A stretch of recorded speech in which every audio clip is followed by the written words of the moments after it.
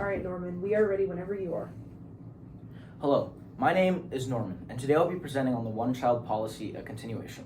While I was looking at the stimulus material, I noticed a pattern of conformity and non-conformity being throughout the material. This led me to investigate how conformity impacts demographic transition over time. This led me to investigating China's one-child policy and how it's impacted the demographics of today's China, as it was essentially a forced conformity policy. China has an overall falling birth rate over the past few years. As shown by the graph, the one-child policy has led to a huge shift in the number of births in China, although the one-child policy does not exist anymore. China is one of the lowest birth rates in the world, at 1.3 births per mother, which is stagnantly low. You see, back in the 1980s, China introduced a one-child policy, which was meant to combat the overpopulation China was facing at the time. This led parents to only being able to allow to have one child, and this dramatically shifted Chinese culture. Propaganda and forceful government campaigns were used to institute this principle. However, propaganda was one of the most apparent ways that this principle was enforced. Here's an example of propaganda that was used by the Chinese government. This shows an ideal family: a husband, a wife, and a child.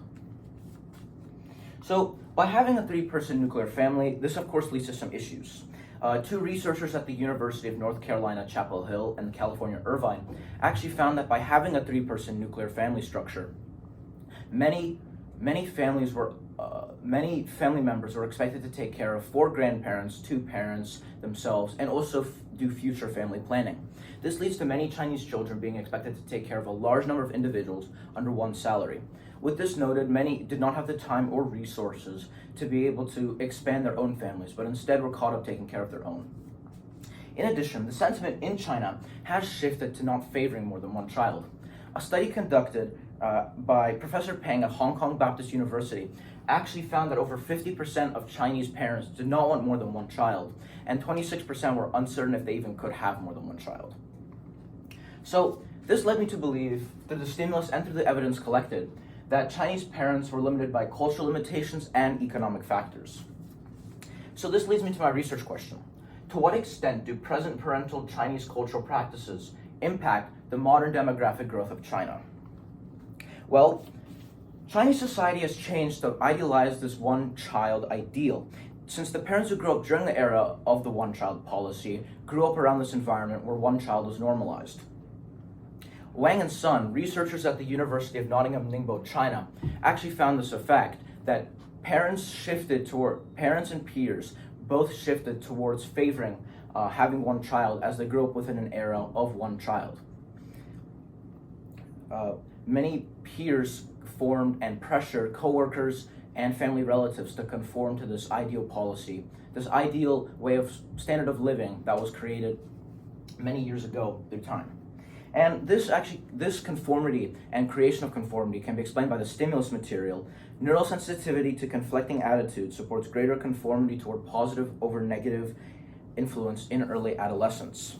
And this stimulus source discusses how adolescent conformity is formed by peers and parents at an early age. Since the new parents of China today grew up in an era where one child was normalized, this led to many parents taking this idea as they grew up and implementing it into their own lives. This has created a collective culture.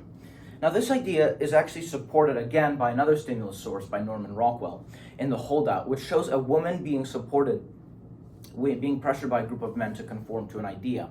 And this is similar to Chinese parents being pressured by peers today.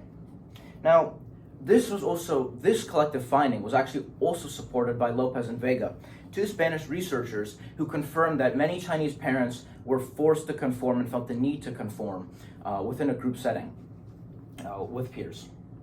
And another one is the economic limits. So through the economic lens, many parents are limited in capital and they have a pressure to perform the best lifestyle to their child with their needs. And a researcher at Brown University who published in the Journal of Contemporary China actually explained this. And then they found that many families were unable to plan for a second child as they didn't have the resources to be able to upbring the second child in a way that was comparable to the first. So there's a small amount of resources available to promote having more than one child. Also, researchers at Shanghai Jiao Tong University and Shanghai University actually found that many that in an interview with 26 women, that many with 2 children worked longer hours to account for raising their child in the same way as the first child. So with the issues that present with the economics of raising a child in China, many find it easier to just have one child and raise them to the best of their ability than spreading out the resources and having 2 children. So with this in mind, I actually have my first solution. And my first solution is to create an unlimited number of children allowed per couple. Although China currently enforces a 3-child policy, it's not an open-ended policy, and that depending on the province, there's a different level of enforcement. So by increasing the number of children allowed, it could allow some larger families to expand. However, this won't fix the major issues in China. And this can actually be found in that many Chinese couples just don't have the abilities to have more than one child. One issue was time commitment and child rearing cost being big prohibitors of having more than one child. This was actually found in a research study conducted with 4,200 Chinese parents. So this actually brings me to my second solution, and that using propaganda to promote and idealize a more than one child family structure. Now, this could promote parents by using nationalism and they feel the need to conform to the country's wants. But the issue with this is that propaganda cannot address the fundamental issues that limit parents from having more than one child. And it's also not an instant solution, because propaganda takes time to instill and develop and kind of change a population's way of thinking. So this actually leads me to the best solution of mine, which is free childcare between the ages of 0 to 5 to children provided by the Chinese government. Researchers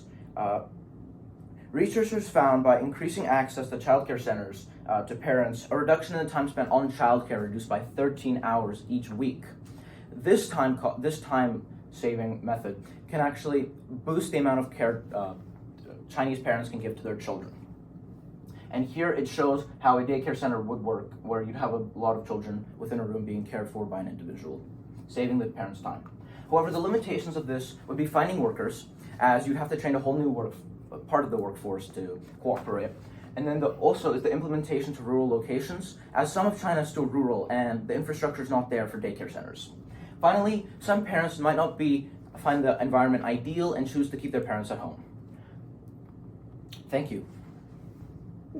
All righty. Okay, moving into the oral defense portion. So my first question for you is, what information did you need that you weren't able to find or locate that would have helped you create your project? Could you please repeat the question again? I can. What information did you need that you weren't able to find or locate that could have helped you with your research project?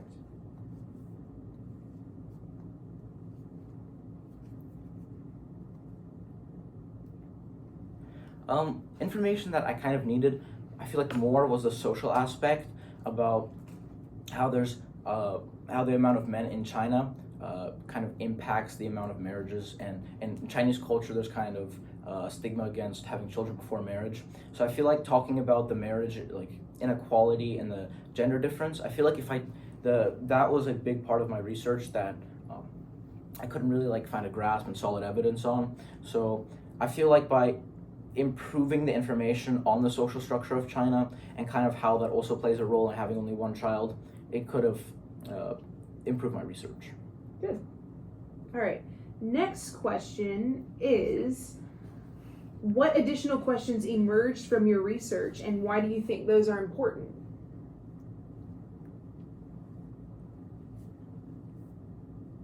An additional question that actually emerged from my research was that how the Chinese government is going to care for that large elder population that is growing as a result of the low birth rates. Because as in China, by having a small number of children being born each year, the larger age cohorts at the top of the population pyramid are increasing, and this is kind of giving issues to the Chinese government on how to support elders. And if the birth rate keeps decreasing, you could actually make a new research question about how the Chinese government can provide the best for the new aging population in China and address the issues involved. Thank you. Excellent job. You want to come